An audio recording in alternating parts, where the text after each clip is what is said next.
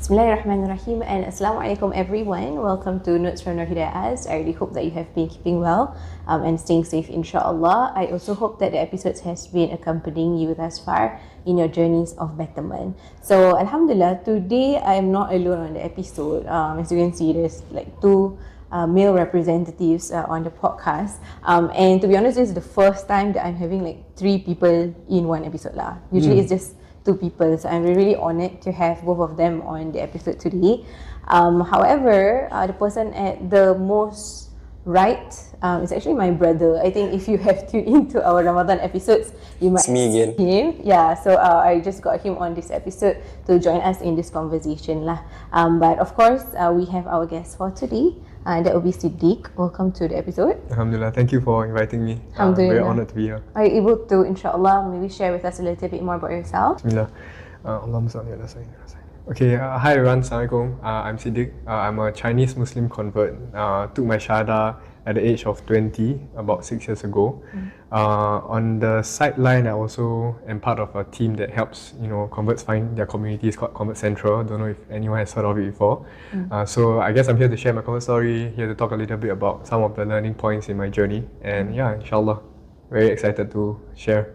Alhamdulillah, thank you so much for that introduction. My first question is, what's your full name? Full name? What's your Is full it like Islamic legal name? name or Islam name? Yeah, Islamic name. And how you derive? Like why suddenly? After I converted, they didn't say, okay, you need to change your name on your IC. Of course, Darul Akam did recommend us to have a name.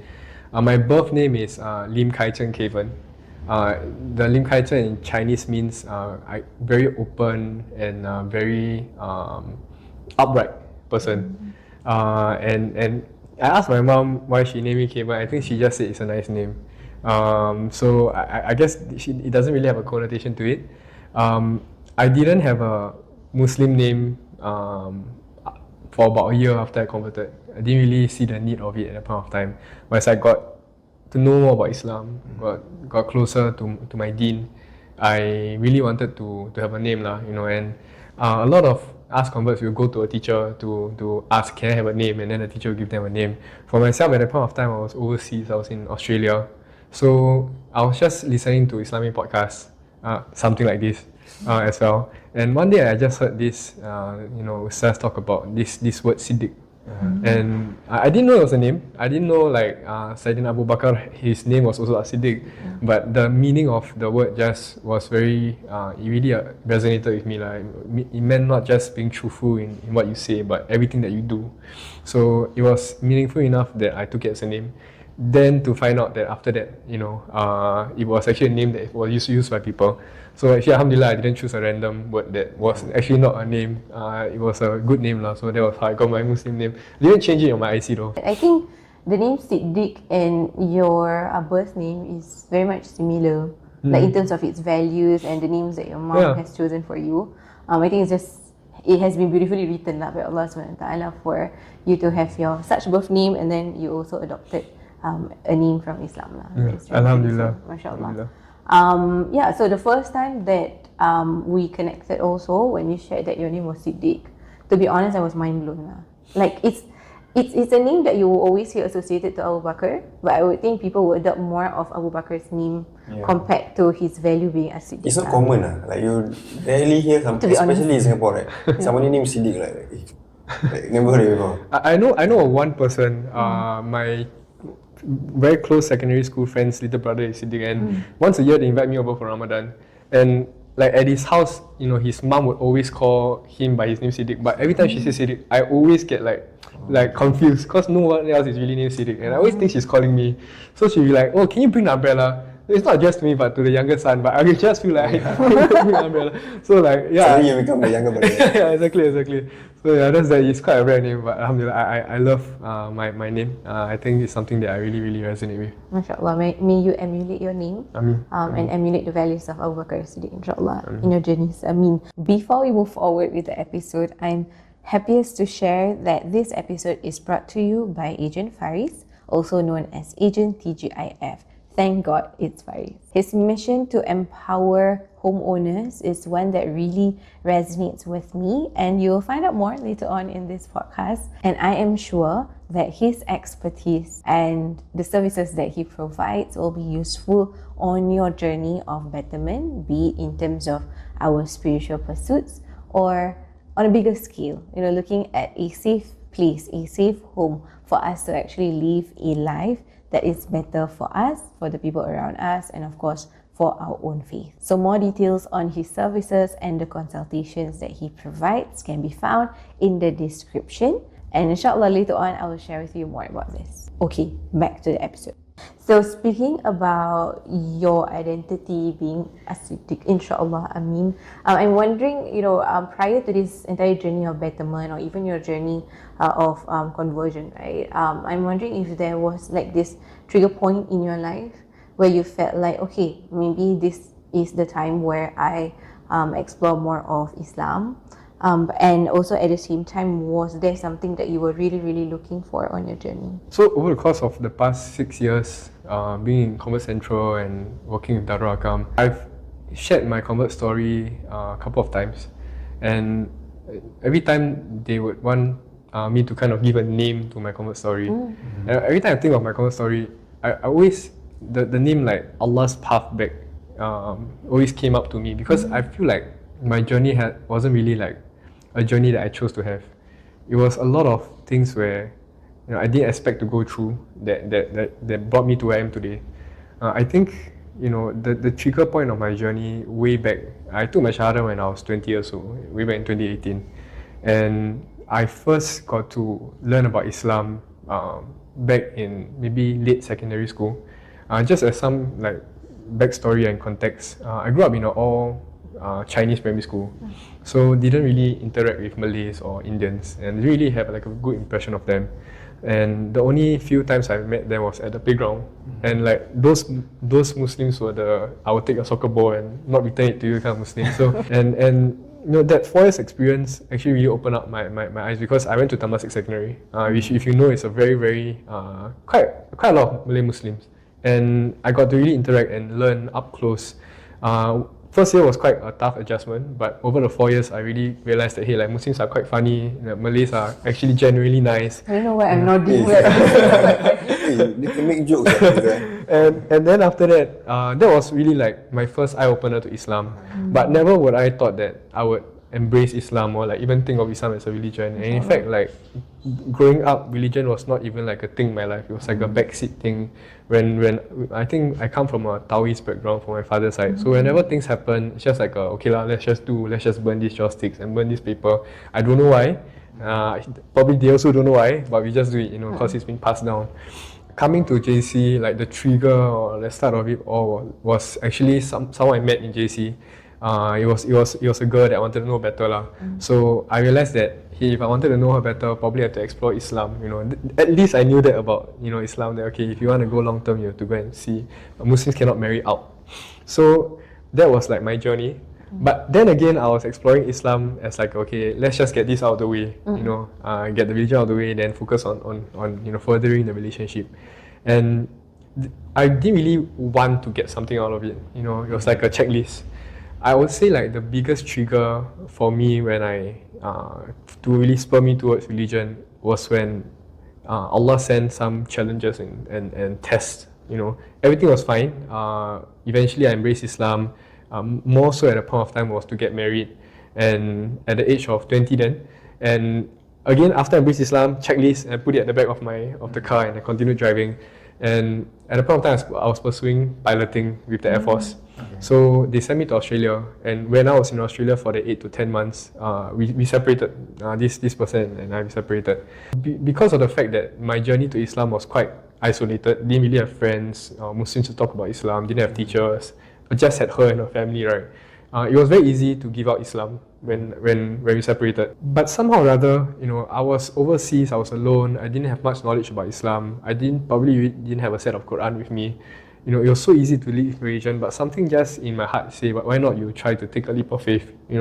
Over the course of that 2-3 years, I've seen like goodness in people's lives about Islam, and I just realized that maybe like that was what I had needed lah.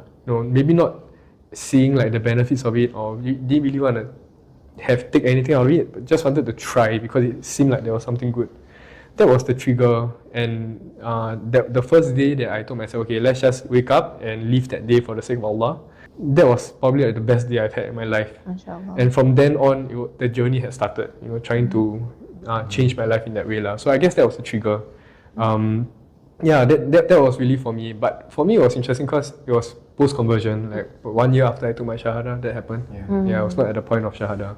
Yeah. MashaAllah, that's really beautiful. Would you say that you have found your true self? Because I think a lot of times when we speak about conversion, we loosely use the term like revert, convert, and then we use revert because a person is reverting back to their pure self, right? Based on fitrah.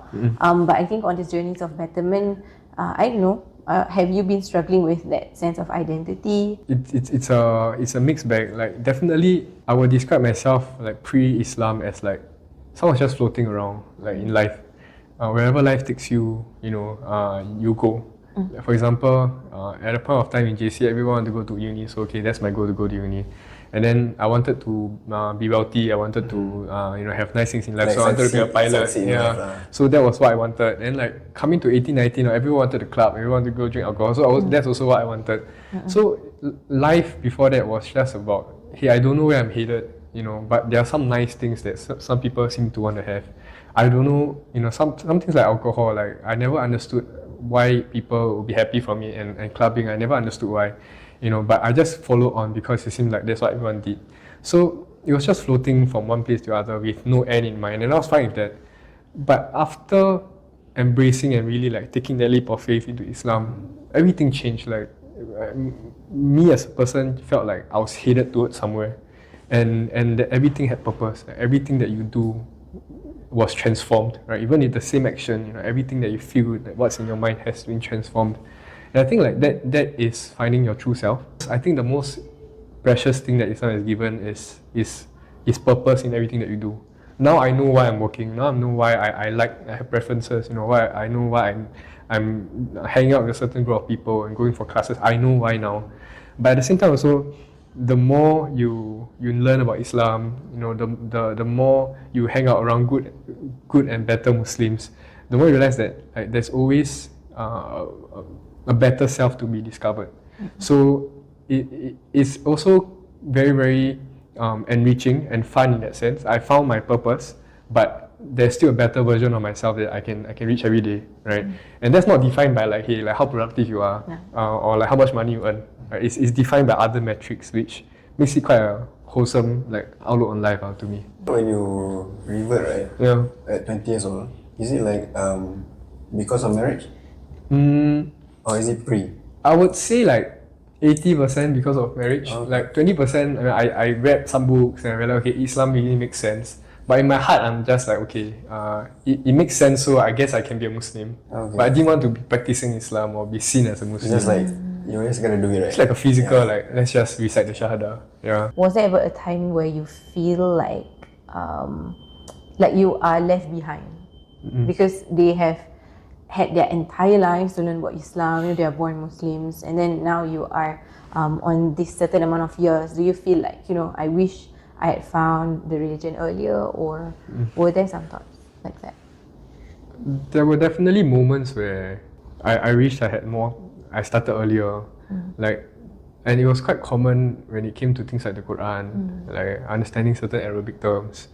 It's so much more difficult to learn the Quran as a 20-year-old, 21-year-old, and also to learn like Arabic, like du'as also. The way I see it is that if I didn't have the 20 years of my life, I wouldn't have had this perspective or the person that I would be now.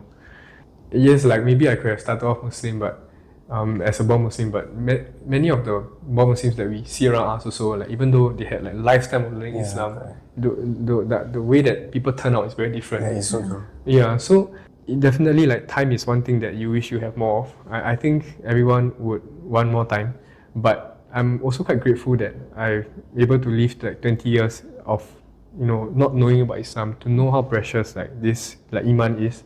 I do want to remind all of us that we all have our own humble beginnings. Two things that I want to highlight, right? One being that if we take a look at the time of the Prophet ﷺ and the time where Islam came during his prophethood, we do see that the companions, they were all at about our age or even older when they actually embraced Islam. A lot of times we just focus on, because they are the companions, they are the Sahaba, they are good at ibadah, they are good at reciting the Quran. But we forget to realize that they also had their own humble beginnings. And for the most part, they also had to start from the ground up, right? And it was, to some extent, for a lot of them, difficult as well to learn more about the religion and to actually include certain practices in their life. Every single time when I read and learn more about the Sahabas, about the companions, I'm always very much reminded of our brothers and sisters who made the conscious decision to actually revert back to Islam. Because, mashallah, they are actually, yourself included, they are actually like the representatives of the companions of today. The other thing is, can I just mention, perhaps from a born Muslim perspective, it's always humbling to have conversations with brothers and sisters who had recently reverted back to Islam. Why? Because we find that, yourself included, we feel so humbling because it is in the way how you are so conscious in the words that you use, in the way that you think, in the way how you prioritize religion in your life. Because for all we know, it is something new to you and you see it as something that is very, very precious. But at least for us as born Muslims, we tend to not appreciate what we have been given since the day we were born. And to be able to be around our brothers and sisters and them consciously saying, oh, mashallah, oh, alhamdulillah, Allah is this, Allah is that. It helps us realize that, mashallah, I had so much of my life with Islam that I have yet to actually reach this level, like our brothers and sisters who revert back to Islam and that now they are starting on a clean slate. I honestly think it's very cool. It's super amazing. Yeah. Because as a born Muslim, so easy to take it for granted. Definitely. Yeah, so things like, for example, reverts, I have friends, they are reverts, so they say things like, even when you came in, you say, Assalamualaikum, Alhamdulillah, MashaAllah. As a born Muslim, right, like growing up, what I noticed is that these kind of words, right, we don't encourage ourselves, but instead we try to avoid. So instead of saying like Alhamdulillah, we say like slangs, I think it's very cool. It's super, super cool. And also the fact that reverts, like how my sister said, you guys are super conscious about about your life and everything. It's something that we really need to learn as born Muslims. Definitely. Yeah, because for us born Muslims, right, it becomes a different journey because we take it for granted so much that in the end of the day, right, maybe like a 25-year-old revert and a 25-year-old born Muslim, the revert might have more experience or maybe more deeds. Because the one that is born, right, we don't care about it, Like we just know that okay, we need to pray. So the same way how like you said when you were, you mentioned that when you used to be a Tao, is it? Then you just like do rituals or like start burning stuff. Like same for us also. So like, as born Muslims, like we just like when we were young, right, we just pray for the sake of praying. The biggest thing, right, about reverse is the fact that you guys can actually find Islam, appreciate it, and then like dive into it, Which for me, right, if I'm not a Muslim, I'm so blessed to be born a Muslim. Because if I was not born a Muslim, I don't know where I would be right now. I think at the end of the day, this journey of betterment is one that requires for us to support each other. Be it people who are born Muslims or people who at some point need to choose Islam for their religion, be it those who have been practicing their entire lives or those who are only trying to find Islam all over again.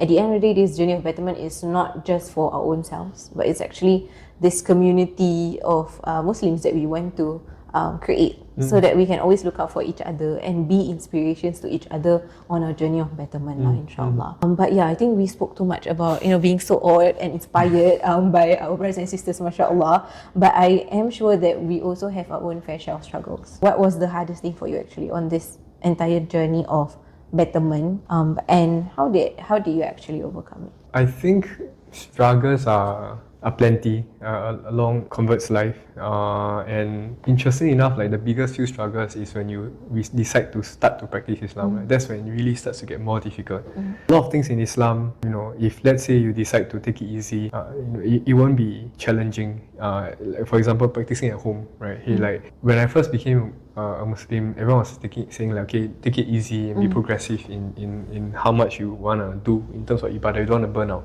And it kind of came to a point where like, hey, if you pray once or twice a day, it's okay, be progressive, then take it to 3 and 4 and 5. But on the other end of the spectrum, it's also, when I miss my prayers, okay lah, progressive. Like don't beat yourself out over that. And if you let yourself slack off too much, then things become. It's like give yourself excuse. Yeah, correct. Yeah, so I think like challenges really came when I decided to really take this seriously, right? And of course, the first challenge was the separation that I talked about earlier. It was quite devastating. It was probably one of the most difficult points in my life because at the point of time, even though I was a Muslim, a lot of what I would call my identity was based on things other than myself, or things that were even things that are not of Allah, right? So, for example, like hopes and dreams and goals. You want to be wealthy, so you want money. Like that's your goal and that's your purpose, right? You want to do this and do that because you want to get married. You want to earn money because you want to get married. And when these things leave, as they naturally will, be in good times or bad times, you start to realize that when you place your identity or sense of happiness and who you think you are on other things and they leave, you don't know who you are. And I think like the feeling of not knowing who you are or what you're supposed to do, although it sounds like okay, that's fine, it takes some time to find yourself, actually quite this one of the worst things you can feel, like to feel so empty and hollow inside. You don't know what you're doing, like you don't know whether as a person, whether you are in this world or not, like does it make a difference? What you're supposed to do? Are you supposed to just work 60 years and then leave this world?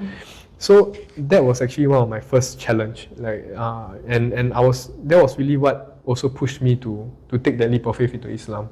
Once I took the leap of faith and I said, okay, let's try this. Although the outward apparent challenges got more difficult. Now I have to find halal food in Australia.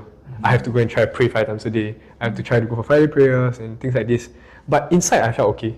It felt like, if once you find your purpose, like although challenges might get more difficult, you'll be fine. You'll be fine because inside you're stronger. Once you get past one particular type of struggle, Allah will test you with another, right? So the next one was when I went back to Singapore from Australia and tried to live with that new identity with my family. Right? Previously, it was more like my family knew that I was not really like a very religious guy. So even if I embrace Islam, it's not really going to change our family life, right? But now I'm back in Singapore. Every Friday I'm wearing like white jubah, songkok, going to the mosque. Right? All out already. Yeah, all out.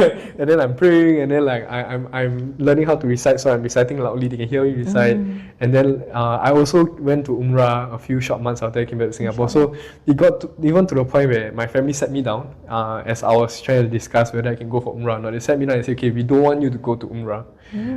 Because remember back in 2019, ISIS was still quite a big thing, right? And suddenly, like your family member comes back from overseas and he's wearing jubah and so cool, and he goes to the mosque and he's where the... no, I'm not. So and then like he starts to like recite Arabic, and then suddenly he wants to go to Saudi. So like I mean I understandably any Chinese family will be scared. I say like we are afraid that we radicalized, don't go, right? And of course, like I think the thing that brought me through these struggles was, number one, the people around me was very important. Like seeing other converts. Learning from their mistakes shortened my learning curve, right? And having friends that sometimes they don't provide me solutions because our problems are quite unique, but they just provide me company just to get through that few weeks, and things will open up, and then you learn how to be tactful and navigate this situation. So I sat my family down and I had a full PowerPoint presentation. Hey, like guys, they have Carl's Jr. Like they don't walk stairs, they have like escalators. Like these things this is the part of Saudi I'm going, right? They have like this very nice 5-star hotel. Actually a PowerPoint business. Yeah. Okay. And like so, like guys, don't worry. I'm not being like radicalized. I promise I'll video call like once every day, right? Yeah. So, struggles come, and each struggle will be probably more difficult than the next, than the one that came before it. But nothing has really toppled me as a person from the day I decided, hey, let's just put Islam at the core of what I do, and things just felt okay. Instantly, like okay, I think like it's gonna be fine. What about like your circle of like maybe friends, right? So you mentioned to us you have like positive friends and all. Do you have like negative friends, people who like bring you away from like your purpose or anything? Yeah, because like when I took my Shahada at 20, like most of my friends are still like my GC friends or my army friends. So naturally, you know, your circle of friends are non-Muslims. They're still doing things like clubbing. You know, there's a lot of things to balance, and I think the biggest struggle to that was to sacrifice some friendships. Like some people you are friends because you club. Some people you're friends because you know you talk about things that Muslims shouldn't be talking about. And when you stop doing them, then you realize that actually you guys really don't have much in common anymore, and you all stop being friends. And sometimes it's a hard feeling now because you know them through your childhood, and you kind of have sentiments, right? But you know, after that, Allah would replace these friends that go with better friends. You just have to kind of hang in there for that half a year to 1 year, and kind of your social circle changes a lot. So the difficulty was, you know, there were some bad friends, and some at the start sometimes you don't balance it well. So okay, I just want to hang out with them, you know, maybe they go to the bar, I'll drink water, right? And then it's okay. You know, sometimes things like this, you will be in these situations. Ultimately, when you then decide, hey, like it's time, I think like holding on to this friendship is so difficult. And then, you know, let's have some trust in Allah, and if they stay, then they are good friends. So I still have friends from my JC times that we still catch up with. But those who leave, then you know, you'll be replaced by better friends. And then that's when I feel like Allah really protects and makes you a better person, because then these new friends are really, Allah is the one that brings them to you. And Alhamdulillah for that, like the friends I've met along the journey are really good people. What about like physical environment? Like for example, your house, like the room that you stay in. How are some of the little changes that you make in your physical environment has been helpful for you on this journey? So Alhamdulillah, my family has been quite supportive over this journey. Although it was quite a while to get my family's mindset to this state. My family is very supportive in the sense where, like, if let's say I want to bring like an Islamic portrait, Islamic calligraphy and hang it in the house, they're fine with it, right? I think that for those of us who have the ability to do it without causing too much chaos at home, it's really helpful to kind of optimize your environment to keep you reminded of your purpose, especially for converts, because your whole life is a non-Muslim life. Your whole house, you come back to your house, then like maybe some people got a wine cellar at home, some people got the tuapeko at home, right? And you need a part of your physical environment to remind you that, hey, like I'm practicing Islam, right? So for myself, I think one Ramadan I got like a whiteboard paper that you can paste. I pasted in my cupboard. Then I just wrote like the dua for breaking fast, just put there. So every time I break fast in my room, or I go back into my room, I want to pray, I see these things and okay, you know, I'm reminded that, you know, I have a larger purpose. So, and Alhamdulillah for like the whiteboard paper, we can erase and write new things. So Ramadan I also put, okay, have you give sadaqah today? Have you read Quran today? So you can take off these things. So, and I've seen like convert families, some of my friends at their houses, like every part of their house they have like a post-it to learn how to recite dua. So at the doorbell they have like the they'll paste it. the toilet they will put. So everywhere they will put. And I think these things are very, very, very helpful, Alhamdulillah. Like I said, we born Muslims like don't care about it. We don't even look at anything. So we take it for granted. But you guys really know in your mind, right? So maybe that's the benefit. When we grow up, right, just keep like taking glances, and then end up we remember it. These are some of the best practices that we can learn from each other. Like, although we grow up, we have learned these things, but we do need reminders, right, from time to time. And how many times do we enter the toilet but we actually forget to recite the dua? Like, how many times do we pick up a snack from the kitchen and we forget to like say Bismillah? You know, adopting some of your best practices in your own physical environment can be helpful for those who are also on their journeys of betterment, because sometimes you just need that physical visual reminder to tell yourself, hey, have you recited your dua? Hey, have you done your prayers for today? And sometimes it's actually all that we need to actually take that next step to be able to serve Allah SWT better insyaAllah. MashaAllah, I hope that you have found benefit in our conversation thus far. Now, before we proceed towards the end, which is the highlight of today's episode, I just want to bring us back to the point that this episode is brought to you by Agent Faris, or also known as Agent TGIF. Thank God it's Faris. Embarking on your spiritual journey often means embracing change. As you evolve, you'll begin to realize that your living space also needs a change too. And this is where I'm really, really happy that Agent TGIF, or Agent Faris, is a big part of today's episode. His mission is to empower homeowners with transparent consultancy. detailed financial analysis, and client education for informed property decisions. Agent Faris has also authored 3 books on real estate, which is really useful for those of you who are looking for resources to better equip yourself with the understanding of home ownership. And I am sure these guidebooks will be useful for you in your home buying journey. So insyaAllah, to make the right move and achieve your property goals, take this opportunity to contact Agent Faris, and all of his details will be shared in the description. So thank you so much, Agent TGIF, for being a big part of this episode. Okay, now back to the last most important part of this conversation. I would like to get you to share some friendly advice or friendly reminders for those who are actually seeking betterment on their journeys. Something you wish someone told you earlier on your journey of betterment, insyaAllah. Sometimes we will fail. Sometimes, we want to pray 5 times a day, but you're not able to. Some of us circumstantially are in army, you cannot, right? Even if you fall towards the direction of the Kaaba. So, like for example, if you're not able to pray 5 times a day, then at the very least, at the end of the day, you got out everything. Right. If you're not able to, let's say, fast 30 days of Ramadan, at least make the intention to fast one. Right.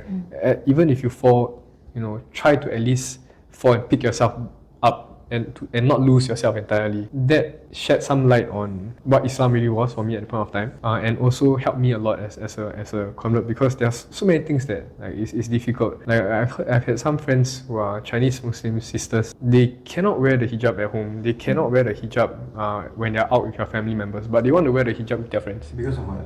Because their families don't like it. Yeah. Maybe they don't know they're Muslims, or they know they're Muslims, but the only request is, I don't want you to wear hijab, right?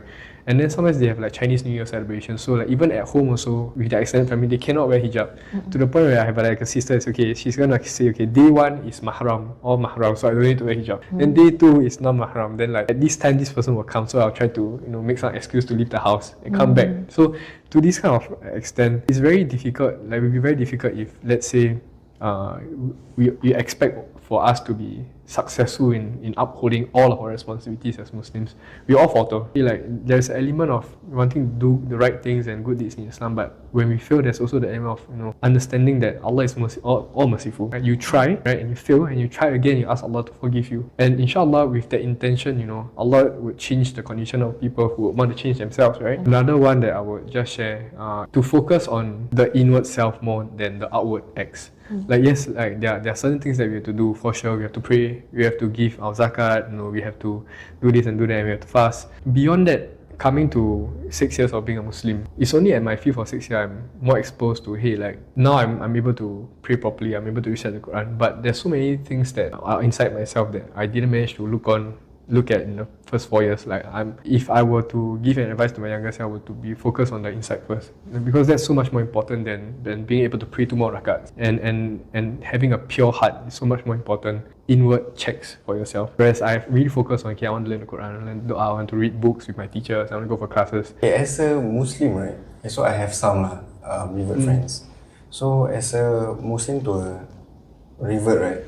How can we actually add value or support this kind of people? Because I think also there's this awkward barrier, sometimes like some people just convert and you don't know, like maybe if you approach them or what, maybe they feel like, oh, like I don't want to have to meet this expectation, or maybe they feel shy, about just reverting, So what are the ways that as a Muslim, like a born Muslim, like we can help our revert friends? The best things that a Muslim can do, not just a born Muslim, because now I'm also part of the community, I have to reach out to converts as well, is to sincerely show love to this new Muslim brother and sister. Although, people might not appreciate it if you ask them to go for classes with you, because they might not be at that stage, but everyone loves to be listened to. Everyone loves additional company. That is a form of showing love that might get them to open up. Right? You sit down and hear, tell me about your convert story. And you ask a bit more questions, go a bit deeper, and then you start to realize, okay, these are his motivations. He's at this phase of life right now, and he feels like, hey, I'm listened to. I feel like this brotherly love from this fellow Muslim, and things will then open up, right? Showing love is on a wide spectrum. Just being there with them, having a meal with them, is showing love. And likewise, there are so many times where no one had the solution for the problems that I faced. Even myself, I didn't have a solution. Sometimes the solution is just time. to get your family to open up.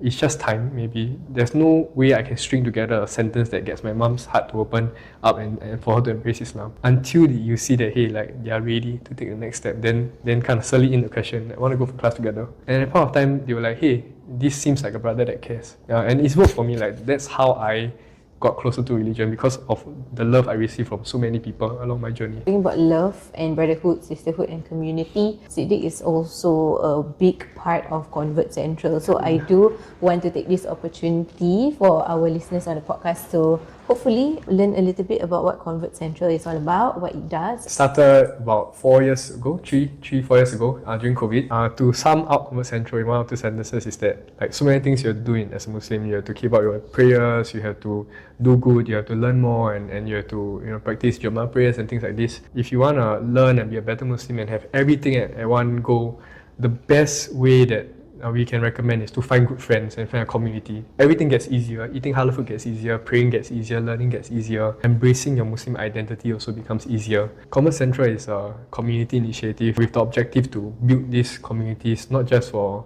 converts to find born Muslims, but for born Muslims to find converts, and to build these bridges while we edit through community events once a month, and some classes also if people are keen. So to check us out, go to our Instagram at Convert Central, and insyaAllah we'll be happy to assist. If you have any personal questions, then just DM us, insyaAllah. I think myself and Iman, we have found so much reminders and gems from all that which you have shared. Yes. And I think the biggest purpose is to want to remind our listeners that there is so much that we can learn on our journeys of betterment.